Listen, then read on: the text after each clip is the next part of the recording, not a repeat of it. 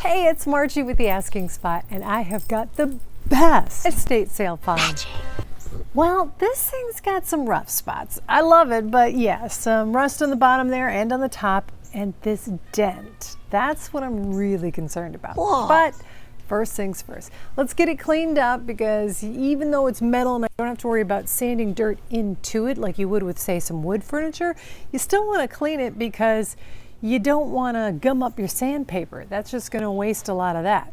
So cleaning first, sanding with 60 grit sandpaper and my orbital sander.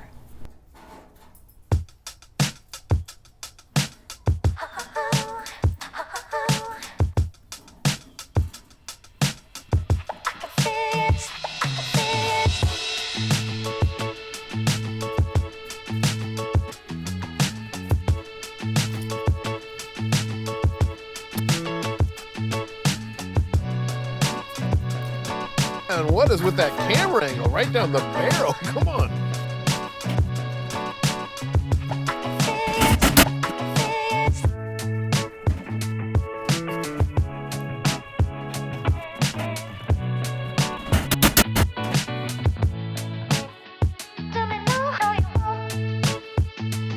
If you saw my video I did on a rusted cat, meow, so I'll do one of these and I have a link in the description below.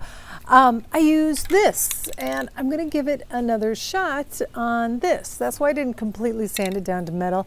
I'm going to put this on, and then I'm going to put my colorful coat, which is actually just going to be white, but here goes.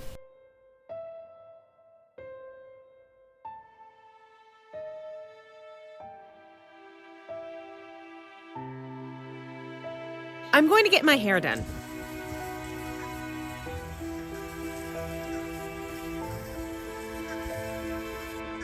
Let's do a quick little product review, at least in my experience. I used this for the bulk of the thing, and this paint, it's slightly more expensive, but totally worth it. Now, I have been told there is no such thing as paint and primer combo, but whatever Rust-Oleum put in this one, that they didn't put in this one, it's well worth it.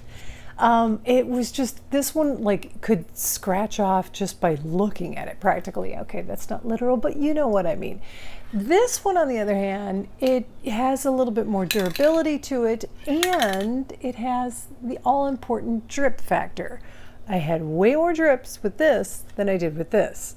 So, long story short, too late. This is the one to go with if you have your choice. I'm going to add legs to this piece. So I went out and got these. I'm also going to make sure that I use a bolt on the other side. I saw a lot of people adding legs to file cabinets, but without actually having a bolt on the other side. I'm like, what's to really keep them there? But I digress. These legs, I am going to go ahead and do sort of a stain, but a blue stain. I'm actually going to use chalk paint. Very watered down chalk paint, and it can't just be any paint. It does have to be either chalk or mineral paint, something that's got a little bit of a thicker pigment that will actually grab onto the wood. You'll water it down, brush it on, wipe it off, and then after it's all dry, you can put on a top coat.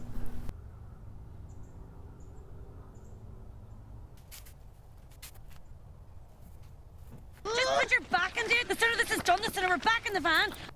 Biggest thing I can warn you though is when you are painting anything, spray can or otherwise, if something falls into it, do not wipe it off. Now, I'm saying this with frustration because I'm trying to convince myself.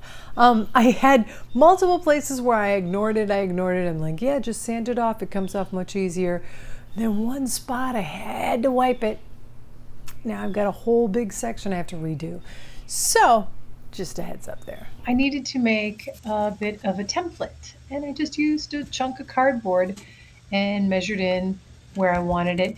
I did make sure though that I put the same measurement in different places so I could hold the angle correctly when I went to different corners in this piece.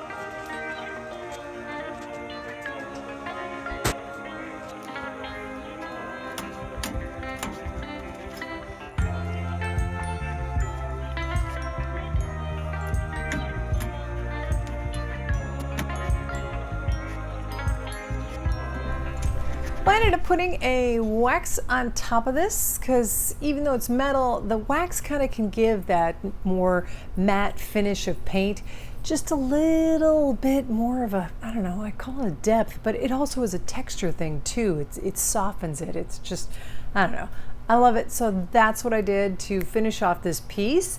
And once the kids, yay, they both like it, but once they decide whose closet's getting it, that's when we'll make sure we make use of these holes that are randomly in the back of this, because as you see, even as I'm opening this cabinet, it kind of wobbles. Now granted, putting it on legs didn't help the wobble factor, but it still would have been a danger even if it wasn't on legs. So if you're doing a locker, make sure you attach it to the wall, find a stud back there. Hit the stud. Yeah, it does limit where you can place it, but it's such an important safety feature. At the very least, it saves the things inside of it, but more importantly, it saves the people who might be around it when it decides to tip over. So before we look at its final results, let's take a look back where we started. And if you could, please click that subscribe button. If you're already subscribed, give a thumbs up, and thank you very, very much. And now, the final results. Thanks so much for watching the Asking Spot. Wait, what? So in addition to my latest embroidery piece and some bloopers, I thought I'd add a little bit of an explanation at the bonus. If you are a regular viewer of my videos and projects, you're like, hey, wait a minute. Didn't you just finish doing the closet of one of your kids? Why would that kid need this locker? Yeah, what about that? Well, after Hurricane Ian, my dad's place didn't have any power. Our place was fine, so we moved him in here. However, he has mobility issues. So in that kid's room, everything that was on a chair, a table, a shelf, anything that he might want to reach out for and rest on or sit down on, he's got a walker, but you know, wanted to give him a little extra stuff too. I just cleared everything out. I mean, made it total blank slate. I crammed everything in on that one shelf in the closet, and it had a 65-pound weight limit. Apparently we topped it. So the weird thing though is my late mother, I think she came in and helped, because the entire time my dad stayed here, that shelf held. It wasn't until we got him safely home, came back, we were sitting there relaxing, just watching TV, and all of a sudden, you hear this disastrous noise. And sure enough, the shelf had broke, pulled out from the drywall screws. The arms had actually been what broke. Just, it couldn't take the weight anymore. So that kid's closet now has the locker, and it is screwed into the wall, so it shouldn't be falling anytime soon. Plane.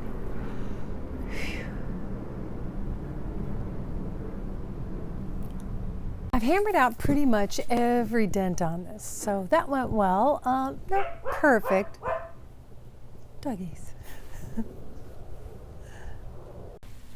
Now, if you saw my cat rusted return or restore, well, I'll do one of these and have a link below. If you saw that, you're familiar with this product. Straight to bloopers.